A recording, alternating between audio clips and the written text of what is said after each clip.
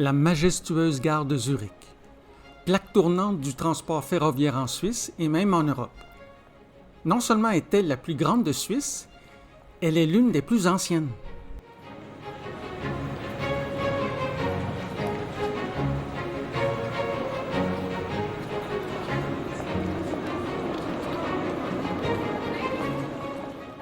Près de 500 000 passagers y circulent quotidiennement et on y compte presque 3 000 mouvements de train sur ses 42 voies.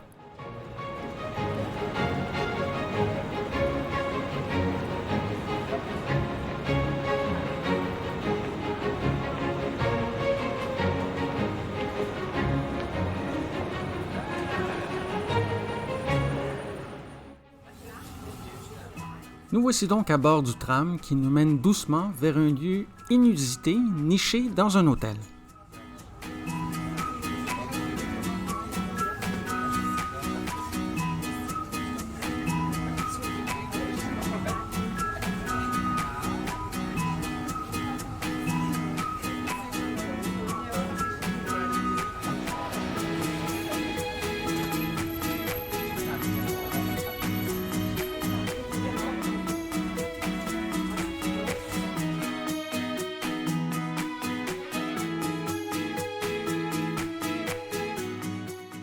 Vous ne vous trompez pas, ce sont bien des lustres composés de bouteilles de bière. Voici donc un fabuleux restaurant situé dans une ancienne brasserie où on y déguste un repas au milieu de plus de 33 000 véritables livres. L'ambiance conviviale reste feutrée et très agréable.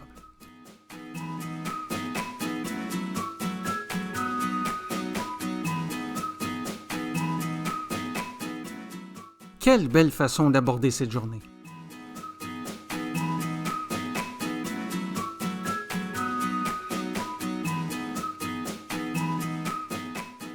On ne dispose pas de beaucoup de temps. Aussi, un tour de ville de 2 heures fera l'affaire.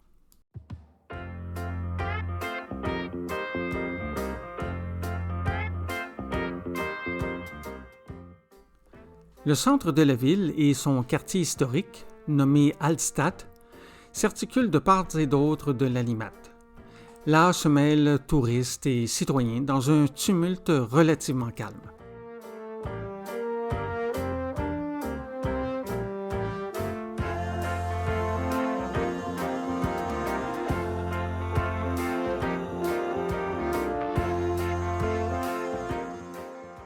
Le beau temps est aussi propice au flânage et à la détente.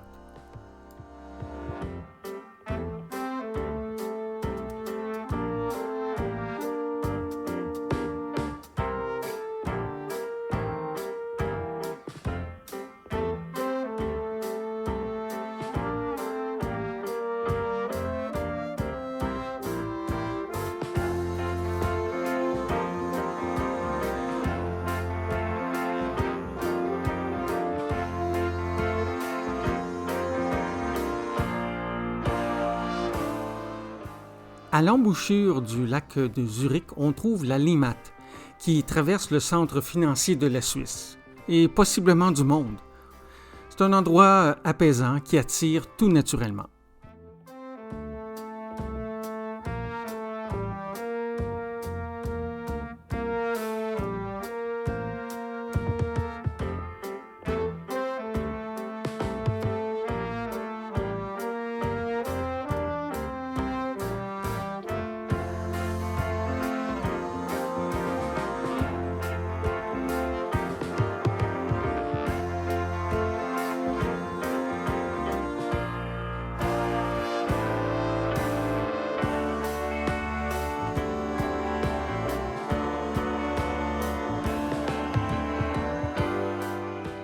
La cathédrale constitue l'un des plus célèbres emblèmes de la ville.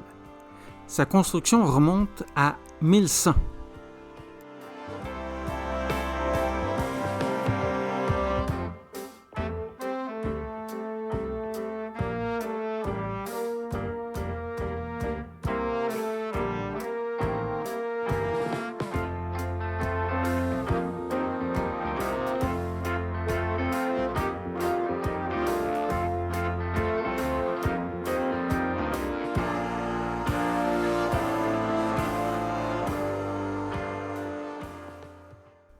Vu depuis le haut de la muraille de Musègue, Lucerne invite le promeneur à y flâner. Ne laissez pas cette scène de circulation vous tromper. Lucerne s'est réellement affranchie du côté névrosé de certaines grandes villes européennes pour mettre de l'avant tout ce qu'on aime d'elle.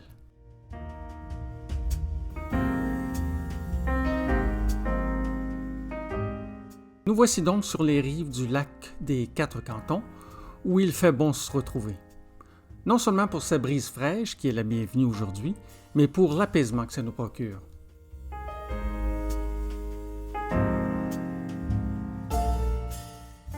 Aux côtés des cygnes qui partagent l'espace marin avec les bateaux, on parcourt le trottoir et on attarde son regard sur cet écrin de couleurs.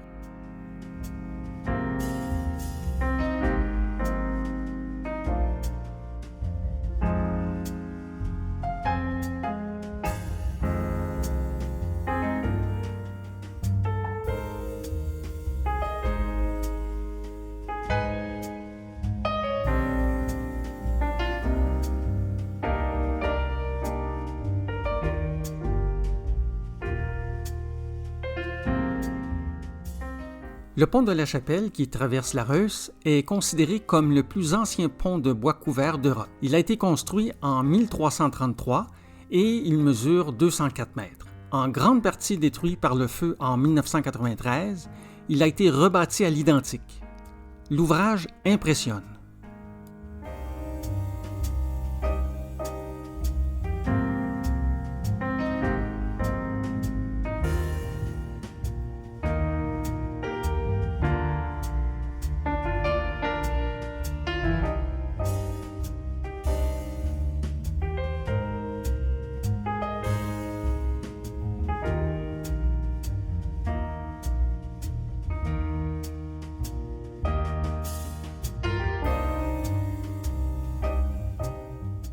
La fontaine de Wagenbach, sur la place de l'Europe, face au centre culturel.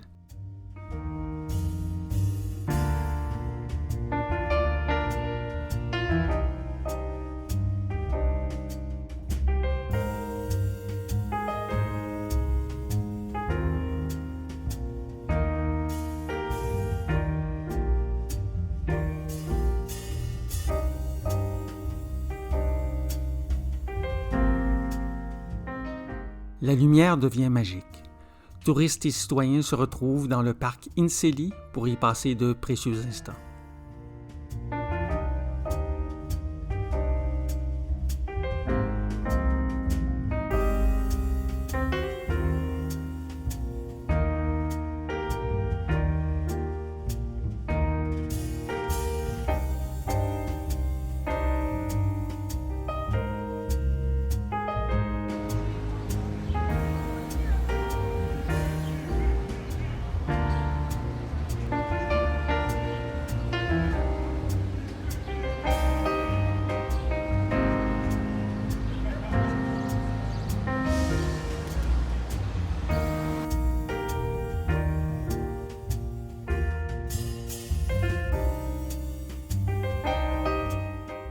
Fondée entre 1180 et 1200, Lucerne s'impose comme le centre social et culturel de la Suisse centrale.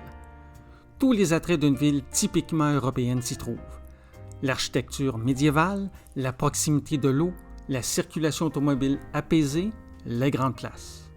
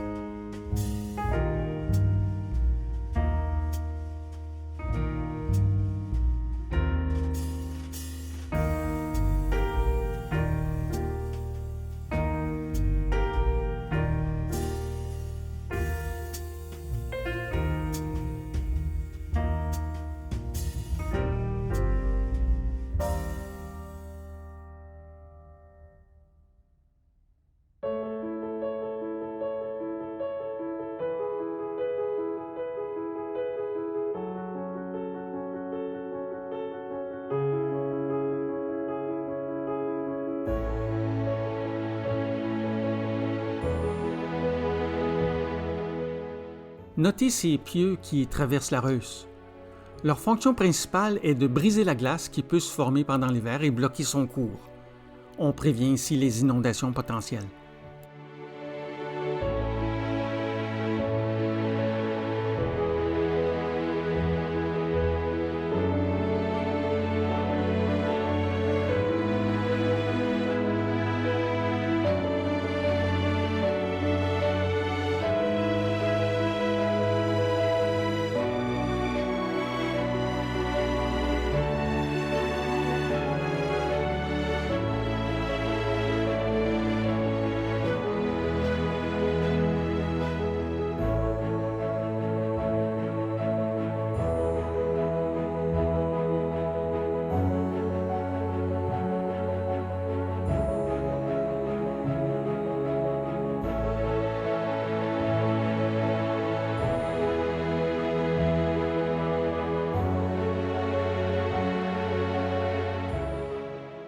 Quel plaisir pour les sens que de se balader dans les rues du centre historique.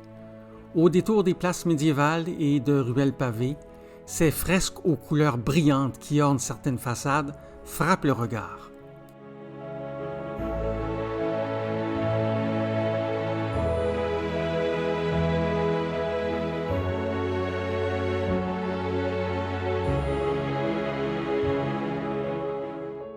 Comme toute bonne chose a une fin, quoi de mieux que de se laisser sur ces images éblouissantes.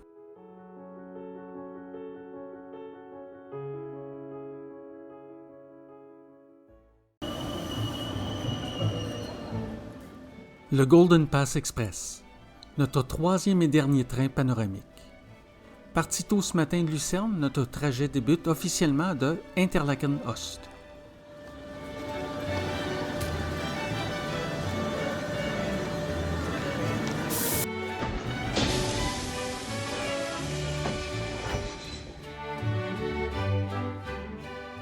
Mesdames et messieurs, le personnel d'accompagnement vous souhaite la bienvenue et un agréable voyage à bord du MOB Panoramique.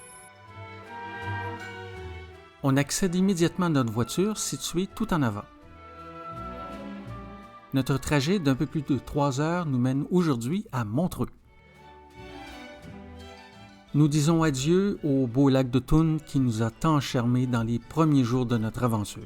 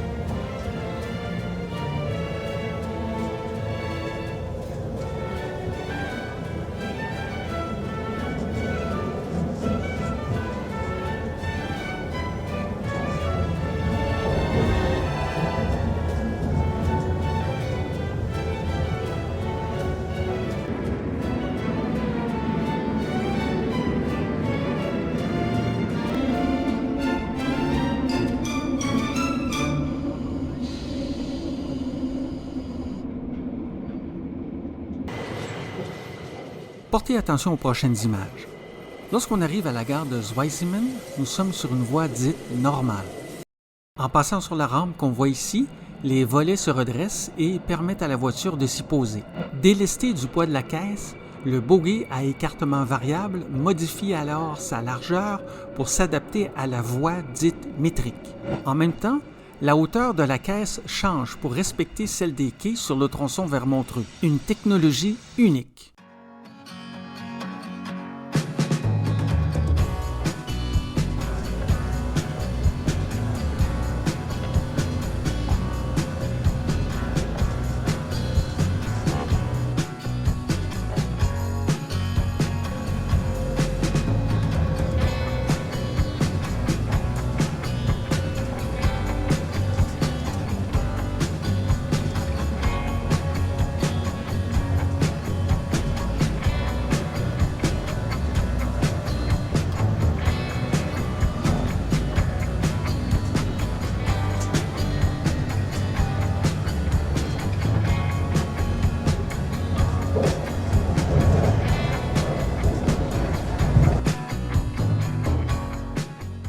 Gstaad est probablement le village le plus huppé de Suisse, si ce n'est pas d'Europe.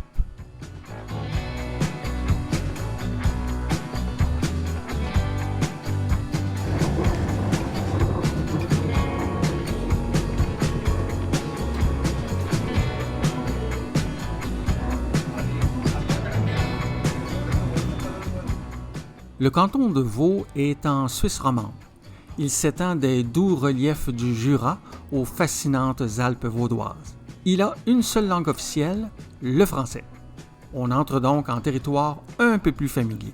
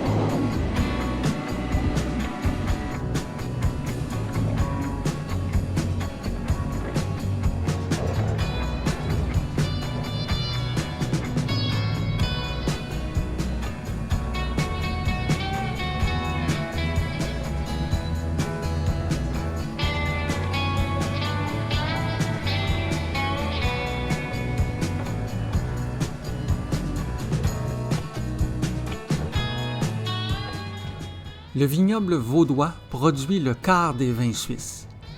Celui de Lavaux, que nous voyons ici, est classé au patrimoine mondial de l'UNESCO.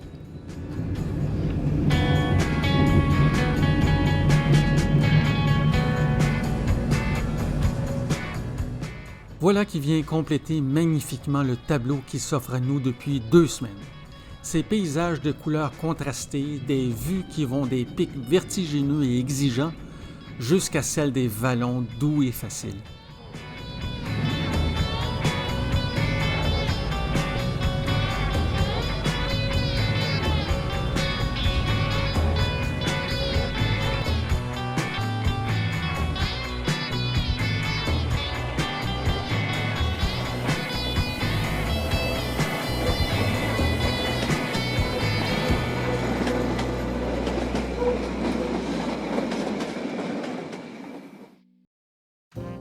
Nous voici donc sur la fameuse Riviera suisse, Montreux.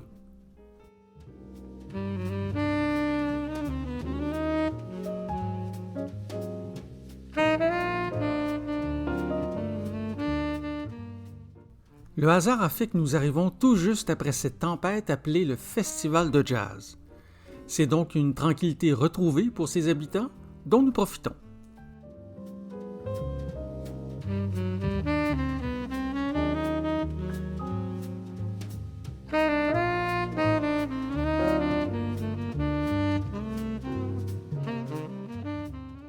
Notre séjour est court, tout juste 24 heures. Notre visite se limite donc à arpenter cette superbe promenade piétonnière fleurie à souhait.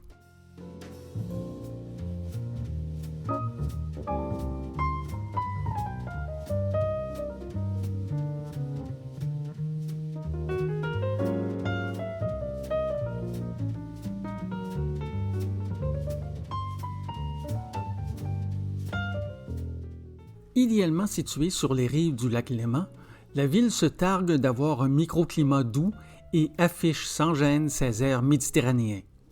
Nous pouvons en témoigner aujourd'hui. Il est effectivement agréable de flâner ici.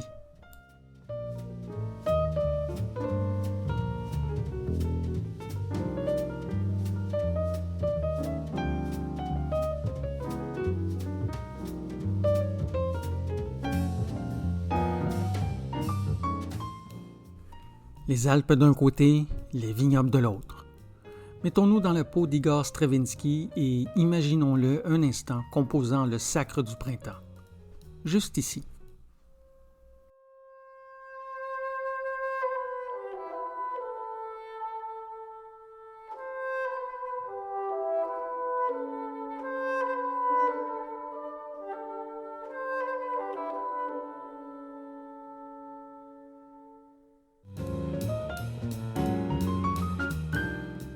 Facile également de comprendre ce qui a motivé Charlie Chaplin de s'y établir.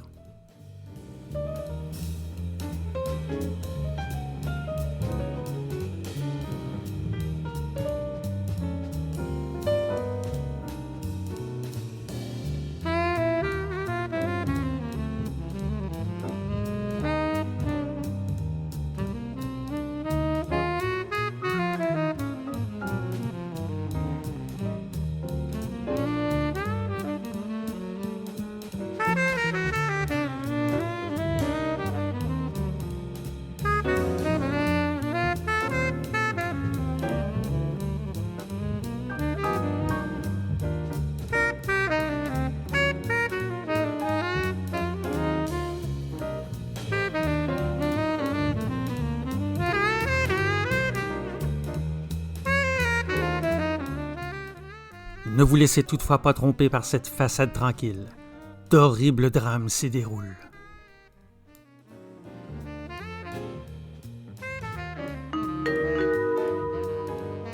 Ce signal, devenu familier depuis 2 semaines, annonce que nous sommes revenus dans le train en route vers Genève. Anecdote amusante à ce propos. Il existe 3 ritournelles distinctes dans les trains suisses. Celle qui résonne dans le secteur allemand, celle dans le secteur italien et celle dans le secteur français. Mise ensemble, voici la pièce obtenue.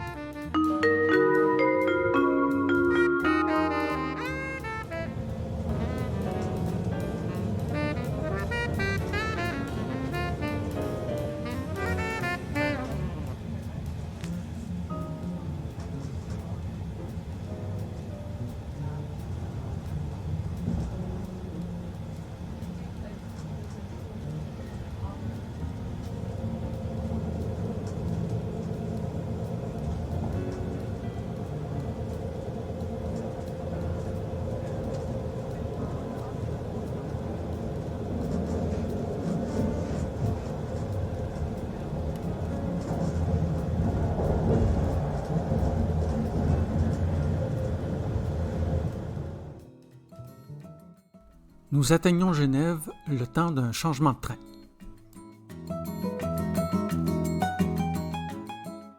Pourquoi ne pas aller voir la rade de Genève à l'embouchure du Rhône?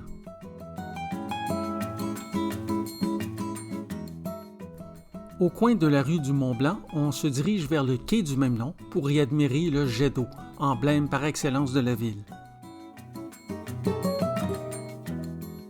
On y croise le monument Brunswick dans le Jardin des Alpes, gardé par 2 lions de pierre.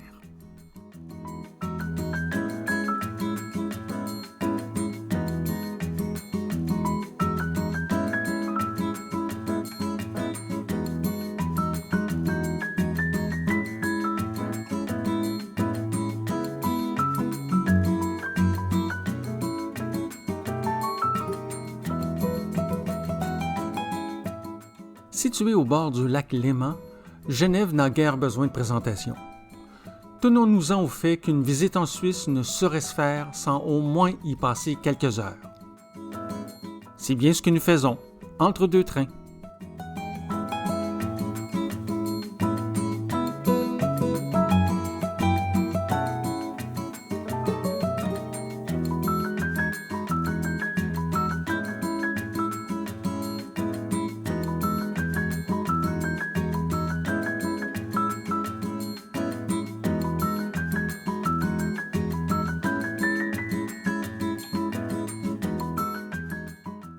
Le voilà, ce fameux jet d'eau.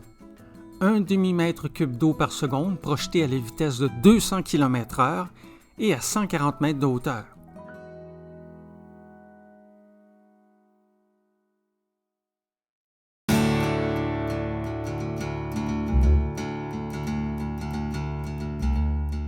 Puisqu'il le faut, nous voici à la fin de ce fabuleux voyage où nous avons goûté aux différentes facettes de la Suisse à un rythme pas trop frénétique.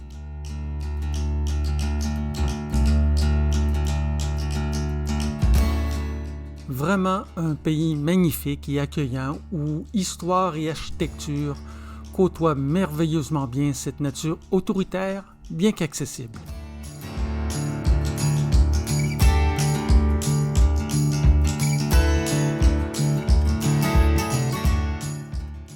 Merci Suisse alémanique pour ton hospitalité.